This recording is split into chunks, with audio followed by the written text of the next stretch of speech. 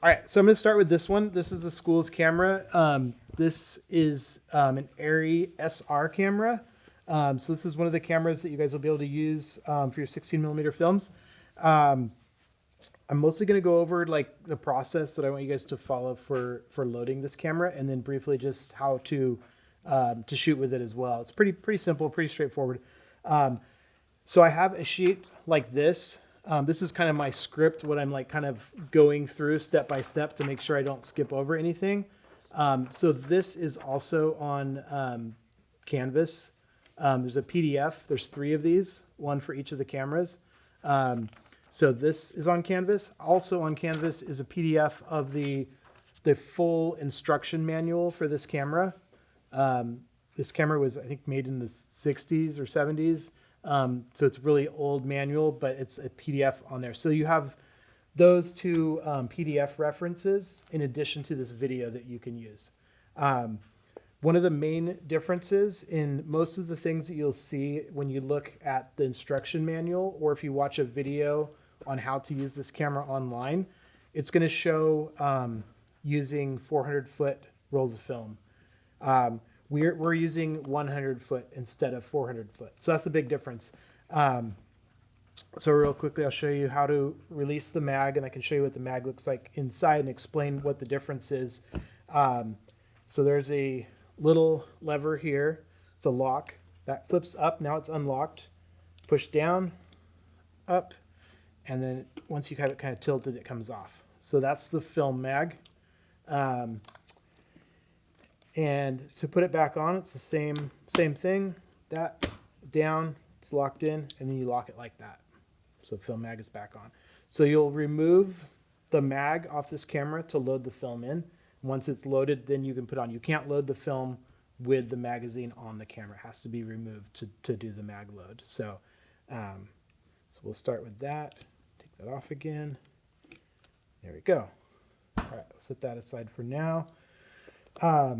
So this magazine is called a coaxial magazine. It's a little different than the other mags we're going to load. The main difference with this mag, not only is it removable, the other cameras don't have removable mags, so you'll just open the side of the camera and load them, whereas this has the removable magazines. So this has a feed side and a take-up side.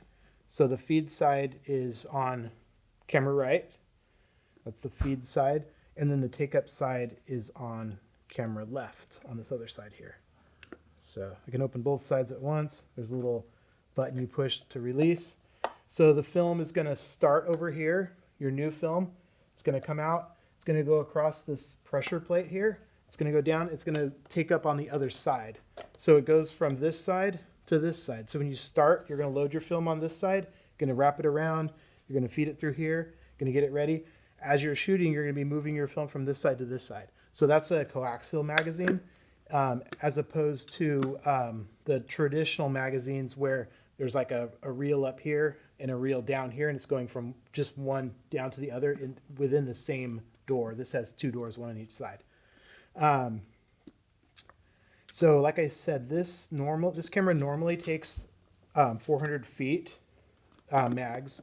So they're bigger. They take up this whole side here. We're using these smaller 100-foot spools. So I've already removed, there's a core that goes on here. Normally you'll have that, and you put, it's a bigger hole in the middle of the 400-foot roll. So you put your 400-foot roll. I've already removed that, so we'll just be using these. The cool thing is, with using these are called daylight spools. They're solid on the sides. They block the light. So when the film is loaded on there, you won't expose any of the film that's inside this reel. So it allows you to handle these in daylight or subdued light. You don't want to do it in really bright light. That's why we don't have all the lights on or a big light shining on this, because it can still, a little bit of light can still leak through the sides and things like that. So you want to do this, the first part of this loading process in subdued light, kind of like the light we have here. Enough light to see, but just not like out in bright sunlight, basically. If we were loading 400-foot magazines, they don't have the daylight spools. It's just raw film.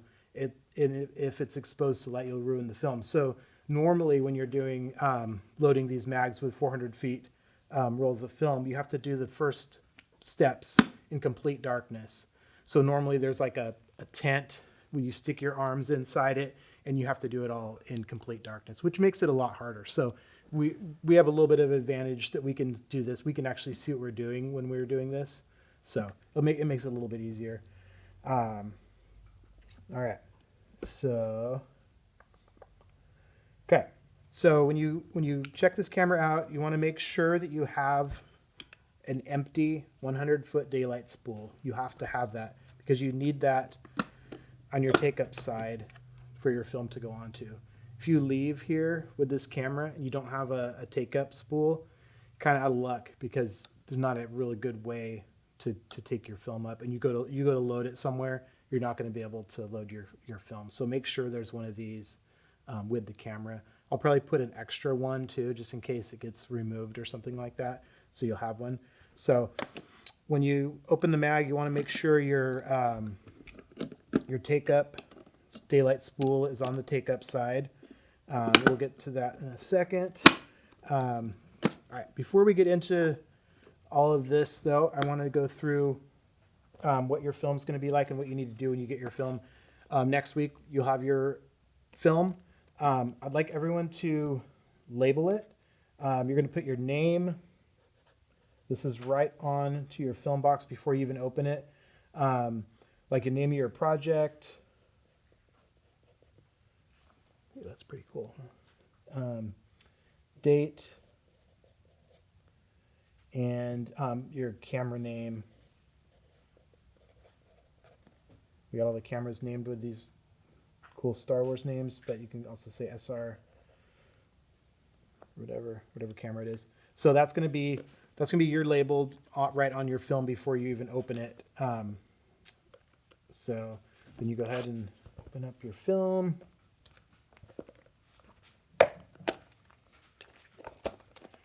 And here's your fresh roll of film. So I'm also going to have a set of tools that will go with you when you check out the camera. You're going to have a little pouch with a blower, a brush, some scissors. There's a flashlight in here. There's some tape. We'll get to the tape in a minute. So you'll have all these tools to load your film as well. That'll be a little kit that'll go with the camera. Okay, so we're gonna start over here on the load side. So when you open your film, there's a little paper on it. Take off your paper. Just discard that. Make sure that doesn't get inside your camera anywhere. There's also a piece of tape. I'm going to take off the tape. Make sure that doesn't get stuck anywhere. Take it, put it far away from here. You don't want it inside there. It'll mess up your film. You also want to make sure that there was that big thing, no dust or any like pieces of film, leftover paper, anything stuck in here. Look under that. Kind of brush it. Kind of blow it. I like to kind of like tilt it up a little bit when I'm blowing it. That way if I'm blowing stuff, it's going to fall off.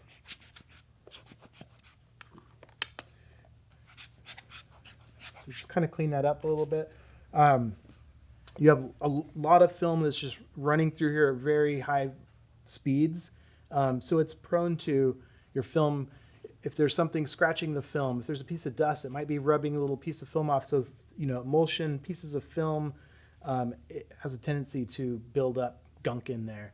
So that's why you want to kind of make sure it's cleaned out pretty good before you put your new film in there. Otherwise, you're going to be kind of dragging your new film through the gunk. Any like little hairs or anything in there is going to probably show up on your film too. So, all right. So get your film out. So this film is getting exposed to light right now. So this little bit of film that we're using to load it is going to be throwaway. It's going to be garbage. It's going to be overexposed, but that's okay. You have to kind of use some of your film in order to get it loaded. I've noticed with this mag, it really likes the film to be cut right on the sprocket hole. So you can see the little holes. This one's already cut, but I'm just going to go ahead and cut it again. When I loaded this a couple times, and I had a hard time loading it when it didn't have a cut right through that hole there. So make sure your film is lined up in the correct orientation that the arrow shows, with the film to be coming out the bottom and going up into this little hole here this way. This little arm normally is pushed up against the film to measure how much film is left. We're not going to use that because we have this daylight spool. It won't really work with the daylight spool. So that will just kind of tuck up there and out of the way. And this is probably the trickiest part of the process. It's getting it started in here. There's a little light trap, a little hole right here. You got to push the film into it and just kind of get it in the right spot. It took me a little while to get the first couple times I did this. Find the right spot. Once you find the right spot for that film to go into, it will just start kind of easily going in. You shouldn't have to push it in real hard or anything. Okay, there it is. It's going in easily now. Once that film starts to go in, you'll see this gear rotating, and you can just kind of start to pull it through using that gear. That's probably the hardest part of the loading process, is just to get it kind of started in there. Once you have it to there, it's pretty straightforward. So now you're going to go ahead and close this door. This has a couple little safety features to make sure it's locked. So now that it's shut, you still have to push this button in order to open it up, just to keep it all safe in there. So normally, if you're using the non-daylight spools, at this point you'd be able to take the mag out of the tent, because now you have your film protected in here. No light is coming in. So at this point is where you could take it out and do the rest of the loading process out in subdued light like this. So now you have your film coming out there. You should be able to crank that, and it should come and go pretty easy. There's a white line on the bottom of the mag. That's where your film goes to. You measure it out just to there. That should be perfect. So this is the correct length of film that it needs to be on the outside of the mag. So once you have it to that line, now you're ready to feed it into the other side. This is the other part that's it can be a little tricky. So it just goes in, folds over like that, and goes back in the other side. And as soon as you get it in the right spot, you'll start to see this gear kind of moving once you start to push it in the right spot there. There it goes. Saw it moving. It was going in the right. Okay. So now it's loading into the take-up side. It's smooth. It's just so it's maintaining this. This is called a loop. It's the correct size loop because we measure under here. So that's your loop. Now that you got it coming into the take-up side, you can open up your take-up side. And now your film is coming in there. To get a little extra film, you can just rotate that knob. And it's okay. You can run off a little bit of extra film here at this point. Yeah, this kind of has a little lock thing that's kind of tricky sometimes.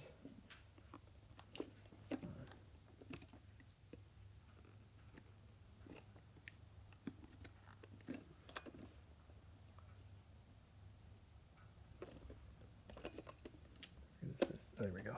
Okay. All right, so we got that off. On these, there's a little slit. Just make sure you're kind of loading it the correct way. Again, there's that line that shows you the correct way your film is going in.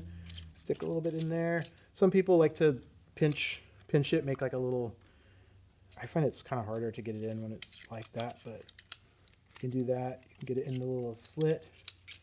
And then what you want to do is just make sure you got a few turns, make sure it's tight. It's not going to pull out. Give it like 3 or 4 turns there, and then put it on that side. And hold that down. Make sure it's tight.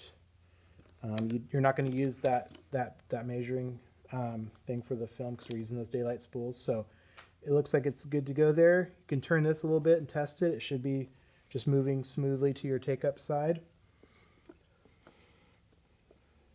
sure I'm doing.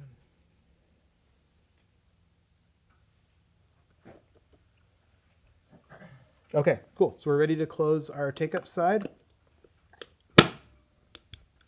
Again, it has the lock on it. You have to push this little red button down in order to open this up. Okay, last step is to get the film positioned on the pressure plate here. There's a little notch on each side of this pressure plate. The film just gets tucked underneath that, top and bottom.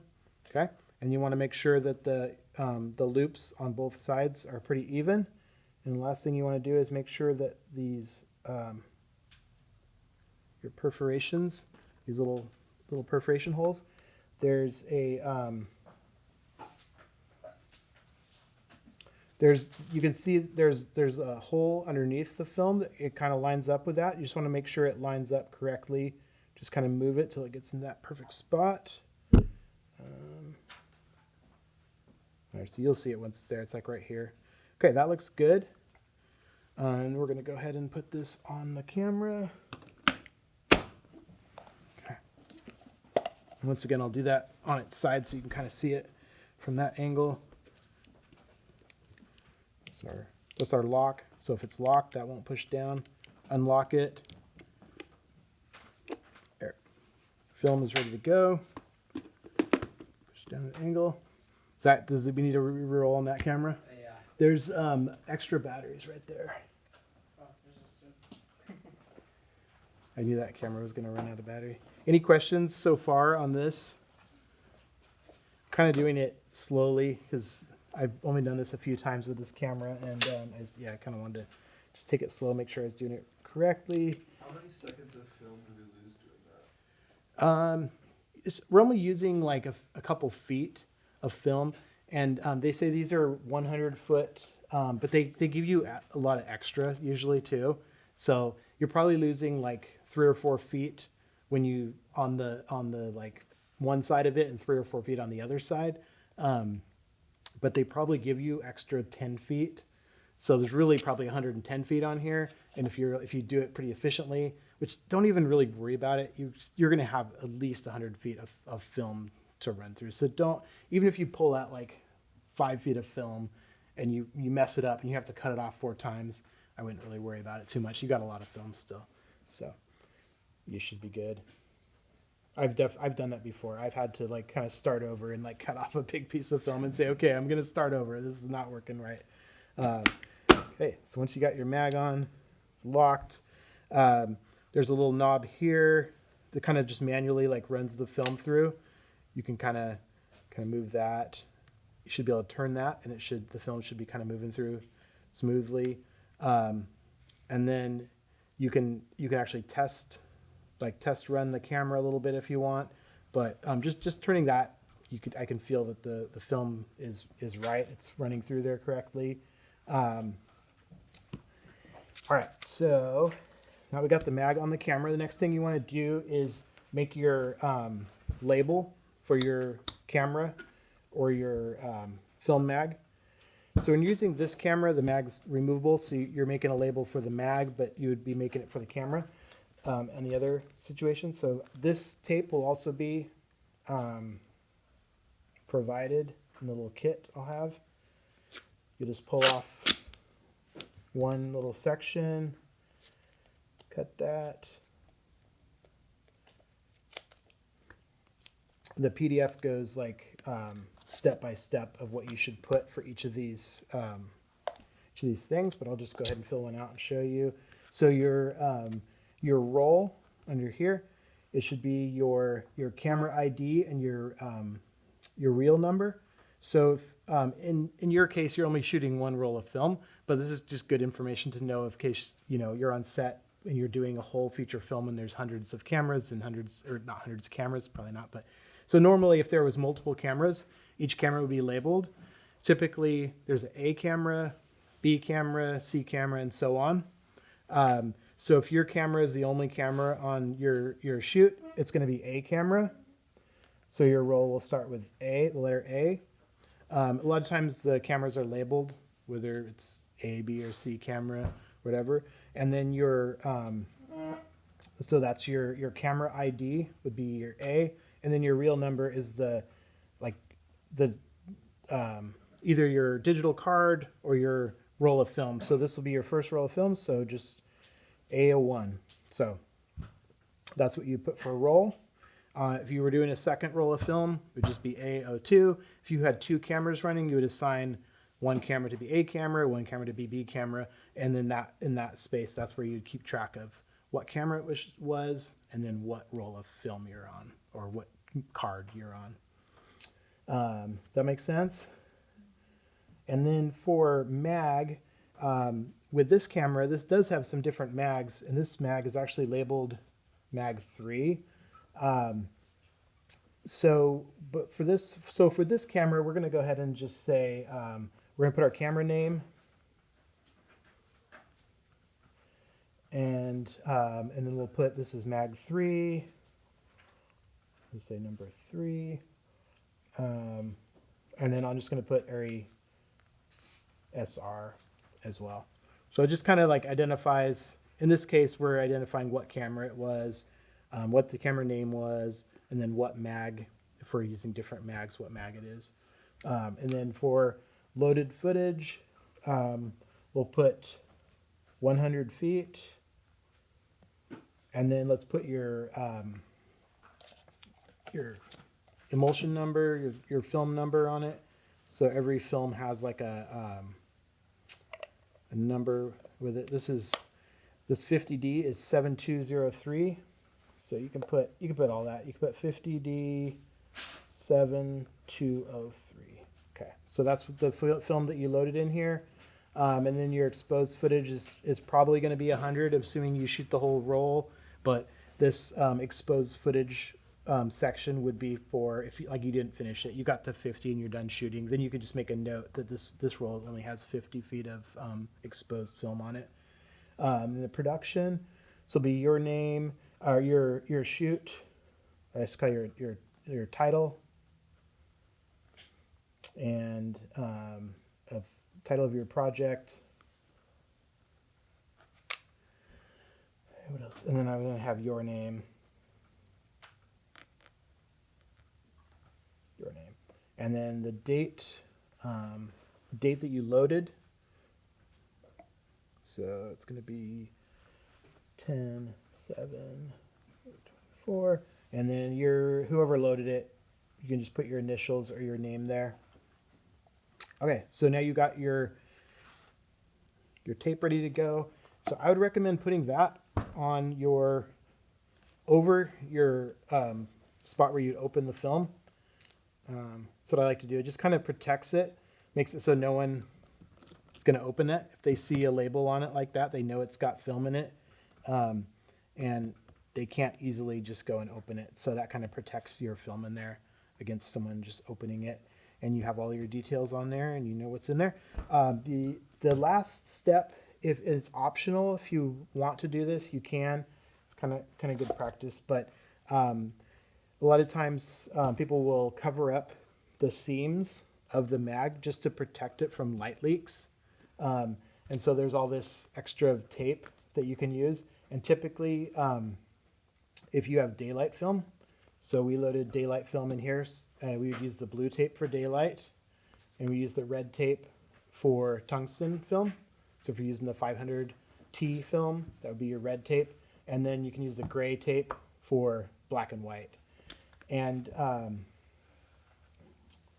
reason I say this optional is people do this just to protect the film from possible light leaks. These are old cameras. They might have a little bit of light might come through some of the seams. And so this particular mag I've tested it. I know it doesn't have any light leaks, but if you're shooting outside in like really bright light, it might be beneficial to kind of cover up some of so you can kind of run tape all the way around this. Can even take off the mag to get to it if it's a little easier, but say this is optional because you don't have to completely tape it up, but a lot of people like to do this just to kind of keep it safe, keep their film safe in here. They can kind of start to look a little crazy once they're all taped up, but You'll see this and you'll kind of wonder why. It's like, why is there so much tape on that camera? But with this particular mag, it has a lot of seams because it has 2 doors to open. On some of the other cameras, there's not quite as much real estate to tape up. But so that gets those seams on top.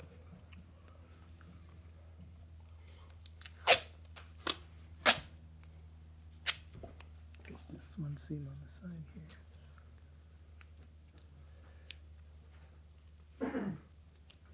Okay.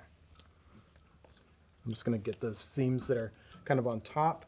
Those are the ones that might have they're most prone to getting some sunlight, like leaking in there and stuff. I might even go ahead and tape up my take-up side since I have film in here right now. Got my daylight film. All my film's on this side. I don't want someone just popping the door open, so I might just put an extra piece of tape over it like that. So now I got my ID on it. Got some of my seams taped, and I'm kind of ready to go shoot. So I'm going to just go through the steps of shooting with this camera. We talked a little bit about it last week, but you'll have to have a light meter. So when you check out this camera, check out a light meter with it. So first thing you want to do is you want to set your ISO from your film. If you forget what film you put in there, it's written on the side now. So put your film speed into your light meter. Put your shutter speed or shutter angle into your light meter. With this camera is it's kind of fixed. It shoots 24 frames per second, 180 degree shutter angle. You don't really have a choice. It just kind of that's what it does. So this is going to be a 1/50th or 1/48th of a second, or 180 degree shutter angle at 24. That's kind of what it shoots. So with this particular camera, you don't have the option of over cranking and under cranking. Kind of is what it is. And so once you get your meter reading, you'll put that, that'll give you your aperture. You'll set that on the lens here, and then you'll kind of be ready to shoot. You can focus either by using a tape measure and setting your lens to your distance, or looking through the eyepiece. This has a special eyepiece. You have to push your eye down on it in order to see through it. So it actually keeps it closed. So first time I was looking through this camera, I couldn't see anything, and I couldn't figure out why I couldn't see anything through the camera. And Michael was like, "Oh, I can see through it," and I was like, "I can't," and we couldn't figure out why. But you have to push your eye down on it, and then it opens it up. The reason it does that is because if light goes into the viewfinder, it'll actually expose the film. So while you're shooting, while you're rolling film through it, you don't want light getting through the eyepiece. So either make sure it's kind of sticky too. So either make sure it's pulled up and it's closed, or make sure something's blocking it, whether it's your hand or your eye is down on it. If you put your eye down on it, you kind of need to push down in order to open it up before you can see through it, and it kind of sticks a little bit too. So either have your eye on it or have it closed while you're shooting, or you'll be exposing your film through the eyepiece, not through the lens, or through both at the same time. To start and stop recording, it's this little knob here. That's off. See this test. I'm just doing a little test. So right now it's off. This is in standby mode. This first step down here. Once it's in standby mode, you can trigger it with this hand grip. This will start and stop on this little hand grip here. If you're not using the hand grip, you just push this all the way down. I'm not going to shoot because there's real film in here, but once this pushes all the way down, it'll start, you'll see this spinning and it'll start recording. And then you have to push it up in order to stop. So push it down, it'll start recording, pull it up, it'll stop. If you want to use the hand grip to start and stop, you have to have it on this like standby mode right here. That camera stopped recording? Yeah. Okay, it's about right. Do we need a new card for that camera? Okay, let's do that. Any questions on using this camera? Operation of the camera itself is pretty simple and pretty straightforward, as long as you're using your light meter, know how to use your light meter, and then able to put those settings in here. It's why we have different speeds of film, is because hopefully you don't run into a situation where you're wanting to shoot somewhere, but you physically can't because you have fixed shutter speed and film speed.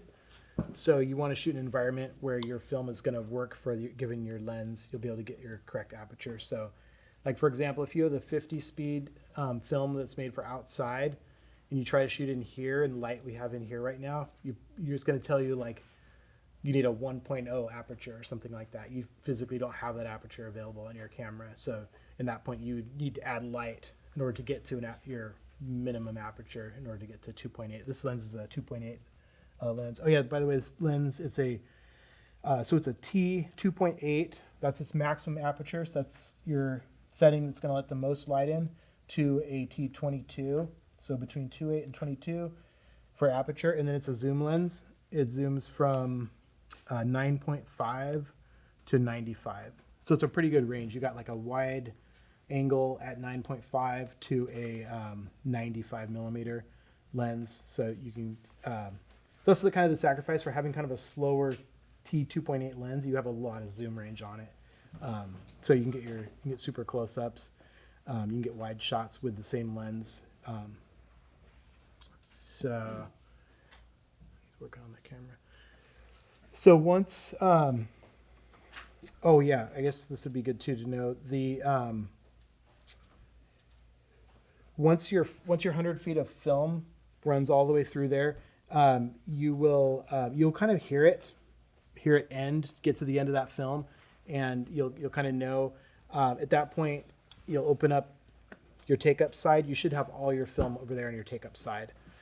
So at that point, you'll just open your camera up, and maybe I'll do this again when we get the camera rolling. All right, so because we're running those these daylight spools that the camera's not necessarily made for, that film counter is not really working inside there, so it's not giving you a readout of how much film is left.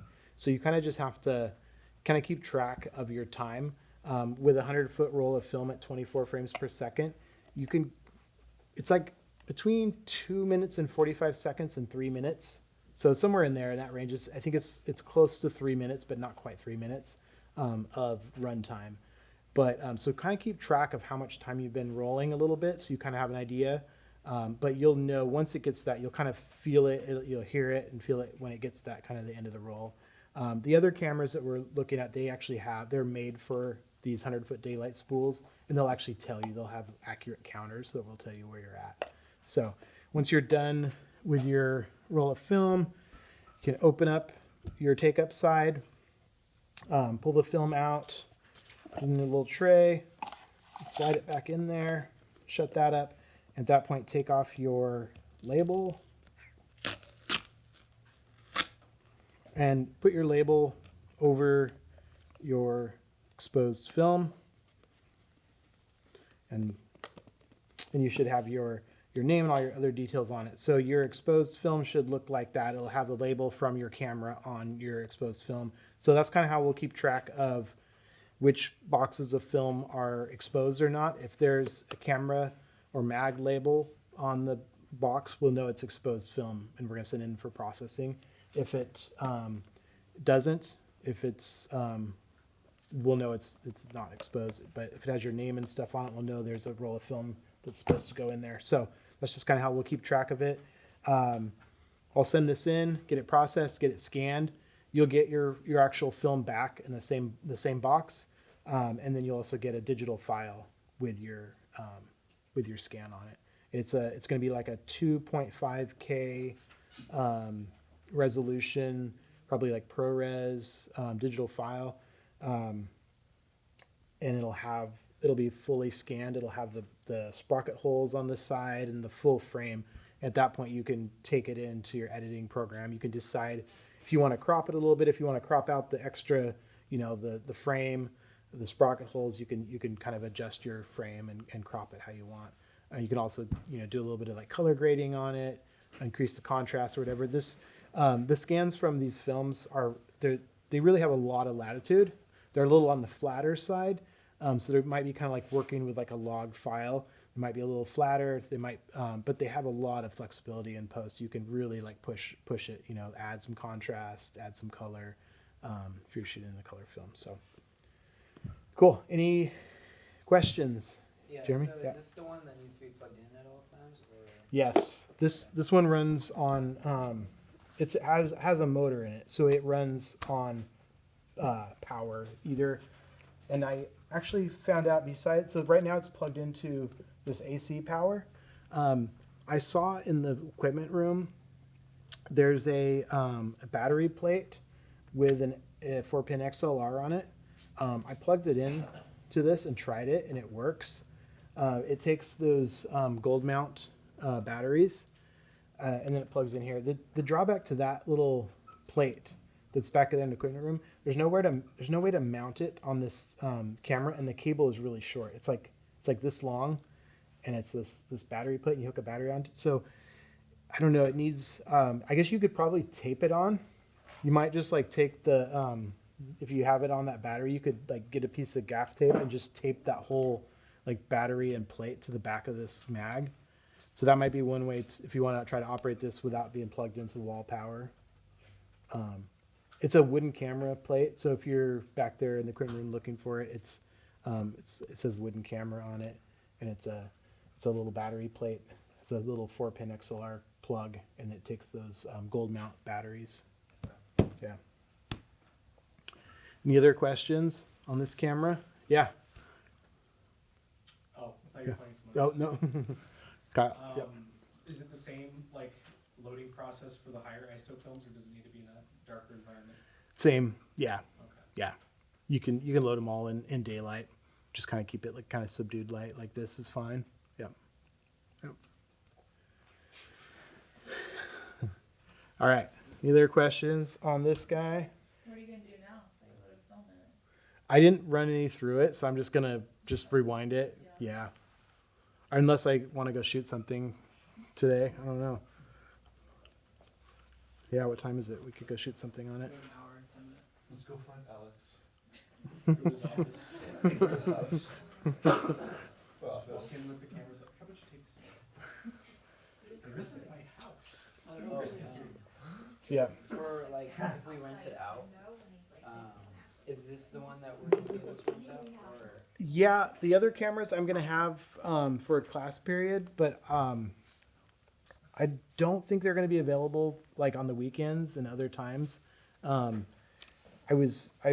talked to Dawn and Alex about it a little bit and stuff, and I was like, should I send my cameras out with the students? And they're like, no, don't do it.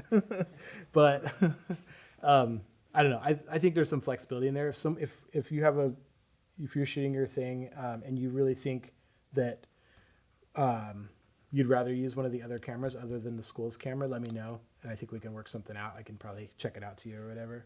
Yeah.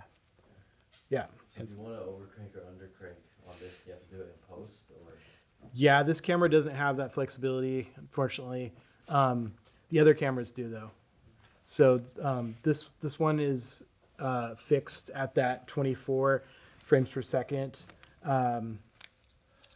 This is the original SR. The SR2, the newer version of this camera, and the SR3 both have the capability of changing your frame rates to over and under crank, but this one is kind of fixed.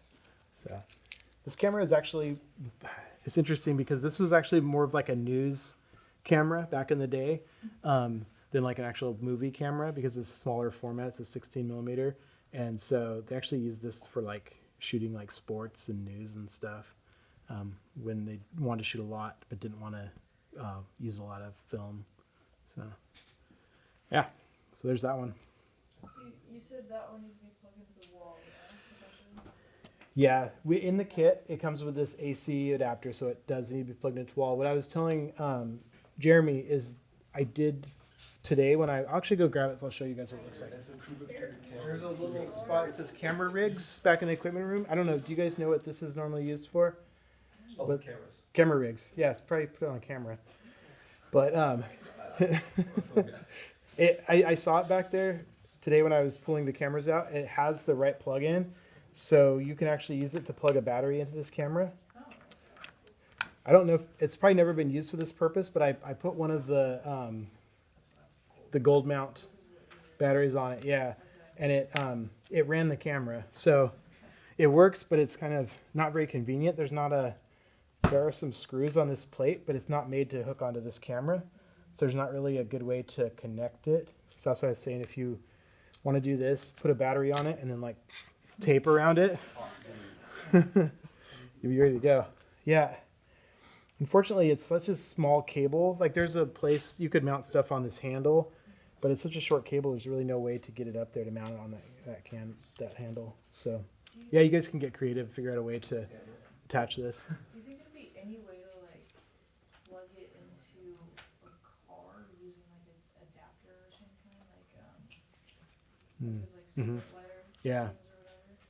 Yeah, you probably could use, if you had they make those like power converter boxes. They go from like cigarette lighter to regular AC power. Yeah. It'd probably work because it's not really drawing a lot of power.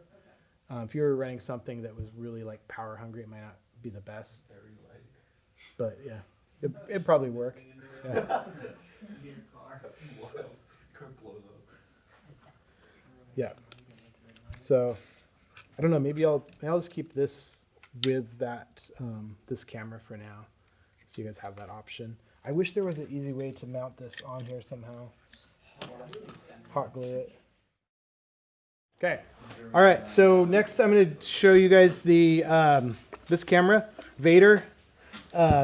It's the Krasnogorsk K-3. It's a Russian-made wind-up camera. This does have variable frame rates on it. So real quick on the side, this is how you wind it up. It's counterclockwise. You can kind of hear it just wind till it stops. This is how you change the frame rates. So before you go to load it, what you want to do is set it to a lower frame rate, like 8. Right now it's at 8 frames per second. It's kind of moving a little slower. You want to have it set to that speed for loading. Take off the door. Just turn the latch there, and then the door comes off. You should have one of your extra spools in there for your take-up spool. We got this will count how much film there is in there, and this one actually works with these type of reels. So first thing you want to do when you load this camera is you want to pull out the pressure plate. It's right here. There's a little handle. You can grab it, and that comes out. Once you have the pressure plate out, you can pop up these little film guides, pull up these silver things here, just kind of pull them out. It kind of opens it up for loading. So now you have everything kind of opened up and ready for loading. That's when you want to bring your brush in. Just make sure you get anything out of it that might be in there. Clean it up. Okay, now you're ready for your film. Same thing as last time. You get your new film out. You want to put your name, project date, what camera it is. In this case, we're calling this one Vader. It's the K3, so you'd write Vader K3 on your film before you take it out. All right. So this upper one is your feed side, and lower is your take-up. So the film is going to go the correct direction that the arrows are. Pull your film counter back, and kind of a little bit of a trick to get it in there.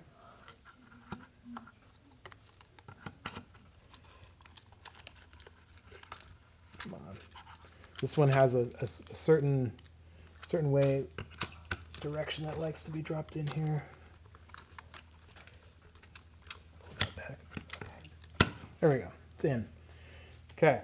It's coming in the right direction. You have that counter there.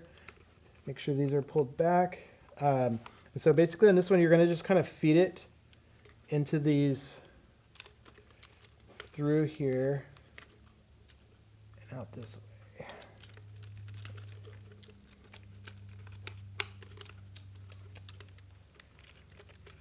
So it comes in here. It comes up right here, I believe. And it's just a little tricky to tuck it in there. try this. Let's try pushing it through here. So this camera's actually been modified. It has the loop formers removed, so it makes it a little bit trickier to load. And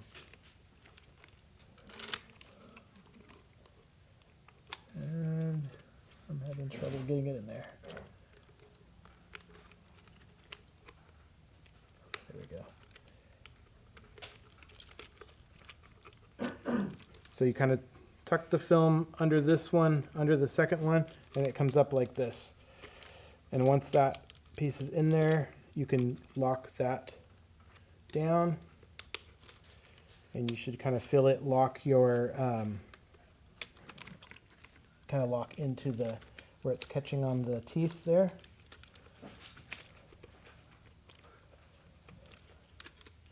Okay, then what you're supposed to do next is make a loop on the top side. Let's see if I can run it a little bit. I'm going to just run the film through a little bit.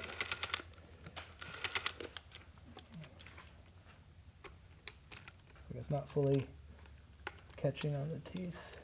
Let's see now. Okay, now it's caught on the teeth. I can see it's running through now. So I'm going to let a little bit of film through. Maybe a little more. Okay, it's loading through in there. It's catching on the teeth. That's locked down. And what you want to do is leave, see these little, there's these silver things on top and bottom. That's where your loop should go. And so you leave about that much on top. Put your pressure plate back in now. And then you're going to leave a bottom loop. The bottom loop's going to be slightly larger than the top. You're going to leave it right there. And I said this camera was modified. It was, originally it has some metal loop formers on top and bottom that kind of help form those loops. But they tend to scratch the film. So now most people are removing those from these cameras. And that's kind of what it should look like once you have your top and bottom roller fed. You should feel tight. You shouldn't be able to pull it through. But once you run the camera, and that's why we cranked it a couple times before we opened it up. We want a little bit of wind so that we can run the film when we're loading it. Okay, that's better.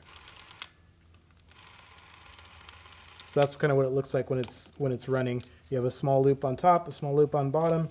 Now you're ready to put the film on your take-up reel here. But normally if this wasn't modified, if it had those metal loop formers in there, you would just feed it in right there and it would kind of feed in automatically. But because those are removed so they wouldn't scratch the film as much, it makes it a little bit trickier to load. That's why you have to kind of manually open these rollers up and kind of push the film down into that roller this way. It makes it a little bit trickier to load, but at least you're not scratching the film. Take up reel down there, make sure it's tight. Make sure that one's tight. Now you can kind of test roll. Looks like it's working. At that point you can put your door back on. Close that. Going to fill out your camera label with all the information we talked about before, and then put that over top of the film door. You can kind of wrap it around the side, and you're almost ready to go. Flip it back over. Let's set it back to 24 frames per second, and you're ready to go. If you want to use all of that exposed film that you used for loading and have that kind of just like run into your first shot, I would just kind of leave it like that. When you go out to do your first shot, it's going to take up the first like 2 or 3 seconds are going to be some of that exposed film. So you can kind of plan for that if you want to use that transition, kind of like we talked about last time, this transition from the exposed film that you use to load to where your image starts. And so then I would just get ready and set up my first shot and just start rolling from there. If you don't want to do that, if you want to just run off a few seconds of film to start, your very first frame will be clean without any any film that's exposed, you can go ahead and just run it for a few seconds in darkness or whatever, or with the cap on, just to get it ready to go. This one does have a film counter. That little arm that sits against the take-up spool will tell you how much film is left in your take-up spool. It's in meters. So right now it's reading out 30. So it's telling you have about 30 meters left. And then once it gets down to 0, you'll know you're about ready to run out. So this camera is made in Russia, so it's in meters instead of feet. So you have 100 feet, but it's saying there's like 30 meters in there. Pretty simple. It's really just start and stop button there. This one's unique because it's also converted to a PL mount, so you can put different lenses on it. The same lenses that you're using with the Aleysa will go on here. And it's a much smaller format than like the Aleysa camera. So you probably tend to want wider lenses on this camera. So some of the wider ones, there's I think it's an 11 to 20 or something in the Aleysa case. That would be a good lens to put on this camera to use. You're viewing through the lens, through the viewfinder. It lets you look all the way just directly through the lens. It's kind of dim. It's kind of hard to see a little bit, and it does flicker. You'll see the shutter as you're rolling the camera. It kind of flickers off and on as you're looking through the viewfinder. But this is a great choice if you're doing some handheld work, or if you want to do variable frame rates. You can go. It does 8 frames per second, 12, 16, 24, 32, and 48. So you can do your, a little bit of slow-mo, but you're burning through film pretty fast when you're doing the slow-mo. Or you can go to like a 12 frames per second if you want to have like fast motion for your shots. So that's the Krasnogorsk K-3 Vader. Any questions on that one? And is this one of yours? Yes, this is one of mine. Yep. How far can it wind up? It'll wind up to allow you to do about 30 seconds of filming. Okay. Yeah, and then you can roll for about 30 seconds. Then it'll just stop. You'll have to stop and wind it, and then you can start rolling again. So you can't do like continuous 2-minute long take. The only camera that you can do that on is the Arri SR that I showed you before. That's the only camera that has a motor in it that will allow you to just run continually. Well, this one and the other ones are all wind up cameras. Yeah. When it runs out of line, does it like slow down or does it just stop? It's supposed to just stop, but it does. It's one of the kind of quirky kind of things you kind of have to embrace with these wind-up cameras is they do tend to like slow down slightly at the end. They're supposed to keep a constant frame rate, but you will, depending on like how old the camera is and how much it's been used and the condition of the spring, it might slow down a little bit when it gets to that end of that wind. And which in that case, what it kind of does is it makes your shot kind of speed up right at the end. So if you see like old movies, sometimes they'll actually do that, or like especially like home movies and stuff. Like it'll be like look like normal speed, and then right before it cuts, it seems like it kind of like speeds up as it cuts out, and so it's kind of a unique effect. So, but if you want to avoid that potentially, you might just make sure you're only doing like 25-second long takes, and then wind again before you do your next shot, or wind every time before you do a shot. Even if you're only doing like 10-second long takes, you could do that. You could just wind it up, start with a fresh wind every time you go. Does that answer your question too? Yeah, yeah.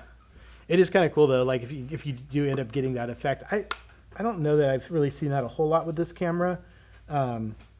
It's decently consistent, but I mean, this is kind of a cheaply made camera. Even though it's kind of a tank, but it does have its quirks. Like it's not perfect. It does have a modified film gate, so it's a little wider. It's been like widened out a little bit wider, so it can be like a Super 16. So it's like a little bit wider format than the Bolex cameras that I'm going to show you. But it's it's cool. It's really easy, fun to shoot. There's a handle. There's like a pistol grip handle for it, so you can kind of just hold it like that and kind of run around and shoot it. So if you're doing something handheld, this might be a good choice. But as far as working with it, it's exactly the same. As far as metering and lens, you're going to just take your manual meter based on your film speed and your Your shutter angle, again, this is going to just be 180 degree shutter angle fixed. So if you're at 24, it's going to be 1/48th of a second. If you're metering at 1/50th of a second, that's close enough. That'll get you in the ballpark. But you're just going to be setting your lens manually, focusing, and then just rolling with it. So, any questions? So when you finish this one, your finish roll is going to be down here on your take up side. So when you take off your label, get ready to take out your film, all your film should be down here on your take up side now. And you'll have an empty spool there. Okay, here we go. We're going to do the Bolex now. The Bolex is pretty similar to the K3. It's also a wind-up camera. It has the variable frame rates. So again, when you're ready to shoot with the Bolex, you're going to get your film out, write your name, the project, the date, which camera it is. The Bolexes all have droid names. So this is C-3PO.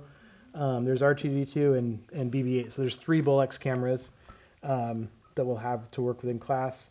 So write your information on the film. Again, with the Bolex, you also want to load it at a lower frame rate to start with. So this dial will change your frame rate. So I usually change it to 16. And then give it a couple winds, just so you have a little bit of wind so you can run the motor while you're loading it. So for now, that's all we'll do on that side. We'll flip it over. This is the lock mechanism for the film cover. Take that off. Always set it with the inside of the door up, so you don't get like fuzz and dust and stuff on that cover there. So again, you want to make sure there's a take up spool inside. You have to have one of those in order to roll your film onto. And again, you want to clean out the inside a little bit. This one also has a removable pressure plate. This will just kind of release it to let it loose. This one, you unscrew it to totally remove the pressure plate if you want to. You don't have to remove the pressure plate to load this camera, but if you're doing a good clean on it, you can remove that all the way. Blow out the film gate there. Kind of blow all around. Use the brush a little bit. Get anything that's potentially floating around in there out. And then you want to put the pressure plate back. Let's see, it goes this way.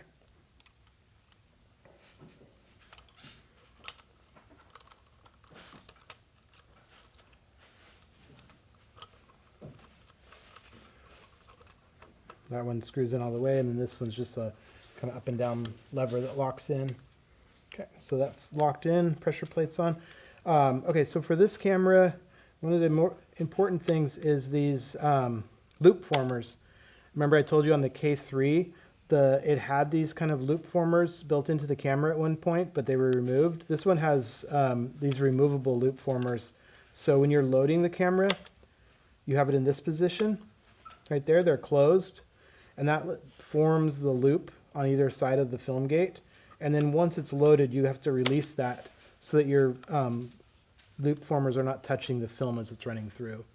So rather than these being pulled out all the way like the K3 does, they are just, they move back and forth. So this camera is really easy to load because it has these loop formers. Just take out your film. Now you got it all clean. We're running at our 16 frames per second, our slower speed. I'm just going to go ahead and cut the edge of this end of this film off a little bit because I kind of used it a couple times. Actually, no, I'm not going to do that. I should show you the real way to do it. I forgot. This camera has, so you want to make sure the film is going in the correct way. Floating down here. And I forgot, but the Bolex has a cutter built into it. It'll cut your film for you. So if you get your film in, it's running the correct way of the arrow. Run it down here, and the cutter's down at the bottom. Put your film in, push this down. It cuts it at like a little bit of an angle there. Make sure that little piece of film gets discarded away, doesn't get put inside here. Now your film is loaded on your take-up side and it's cut. You're just going to kind of stick it between the rollers here. Goes right in. You can see that, but not around that. Make sure it's not around either of these things here. Just kind of feed it in there a little bit, and then you can push the record button on the bottom, and it'll start feeding through. That's just kind of automatically feeds itself through there, and once it's coming out the other side, roll off a little bit of film, and here's where you want to make sure you move your loop formers back up. So now you have those nice little loops formed, and these loop formers are pulled away from the film so they won't touch your film. You can run it a little bit. Looks like it's running really good.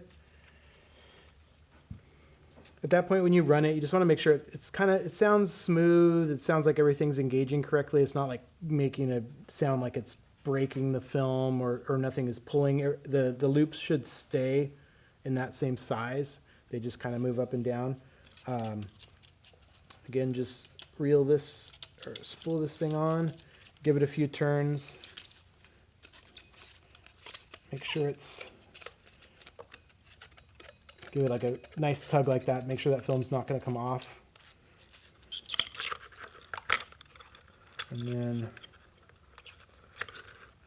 just kind of find the right spot where it's going to drop in there. There we go. Tighten that up.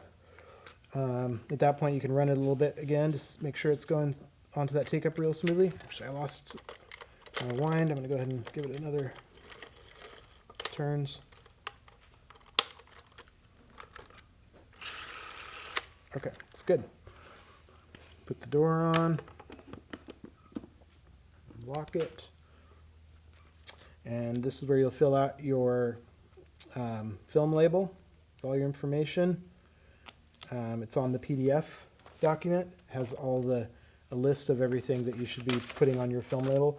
I like to put the label over the door lock, and you can kind of wrap it around the side.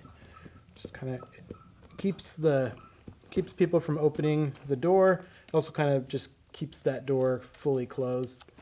And again, if you want to fully cover all the seams around here, you can run red tape for tungsten film, blue tape for daylight, gray for black and white, and you would just run it around the seam of that door there, just to keep extra light from coming in on the sides.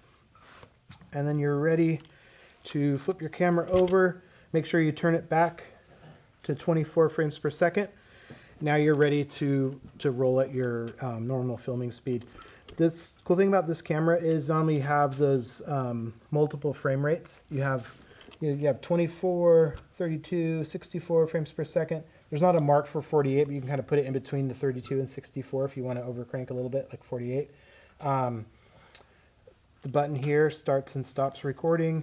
You can do single frame recording with this camera, which is kind of cool if you want to do like a stop motion kind of thing. You just push forward to do single frames. So this can be kind of fun. I was thinking, Thea, with your project that you had, like at the end, like your end credit thing, you could potentially do that with single frames if you wanted to. Just pop off a bunch of single frames, and then in post, when you get your film back, you can make those frames like play out like longer. Like one frame is on screen for like 2 or 3 seconds or whatever, and then the next frame, and you're using the end of your film still. So you just want to plan ahead for that. When you get down to like 90 feet or whatever, you start to plan ahead for doing like your end credits, just like single frames for your end credit or whatever. So this also has a film counter that works. See, right now it is not quite to 0. If I was going to go ahead and roll this film through till I had some unexposed film and I'm ready for my first frame to be super clean, I would just run the camera till it gets to 0, and then you're ready to start. And it's accurate. It'll show you as you get, it's in feet, So it'll show you when you get to 10 feet, it'll show you you're getting close, you're 90, you know you're getting close to 100, so that's right here.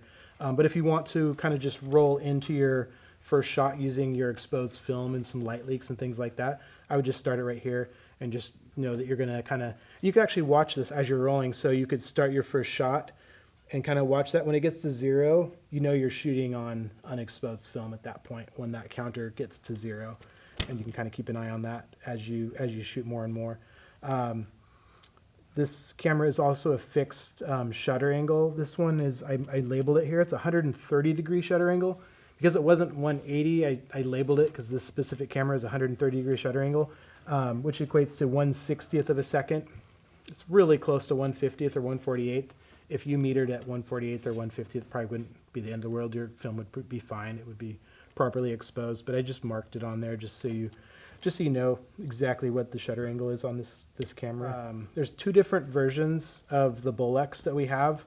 I have two reflex Bolexes and 1 non-reflex.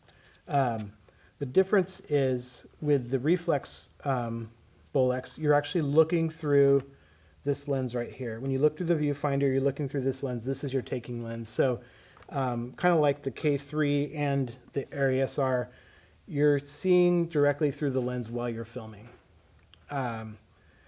This has a couple different lenses on it. It has a wide angle lens here. This is the one that I had like those triangular flares with when we watched that video from camp. This is the camera that I shot that camp video on, and this is that lens that had those weird, it's that triangular shaped aperture in it, so it's kind of funky. And then it's got a telephoto lens.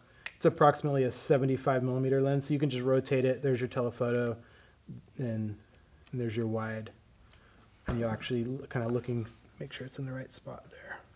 There it is. But again, you're using your light meter, you're setting your film speed and your shutter angle, just written on the side here, and then setting your aperture based on your light meter setting, and then focusing and getting ready to shoot. Again, similar to this camera, you want to either have your eye up to the eyepiece, or you want to have this closed. So actually close the viewfinder so no light gets through there. So while you're shooting, you don't want to leave it open so light's coming in while you're shooting. Otherwise, light will come in and expose the film through the viewfinder.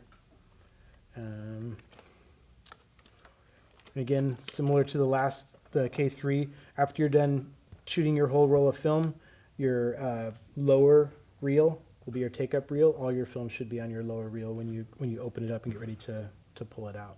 So. See anything else on this one?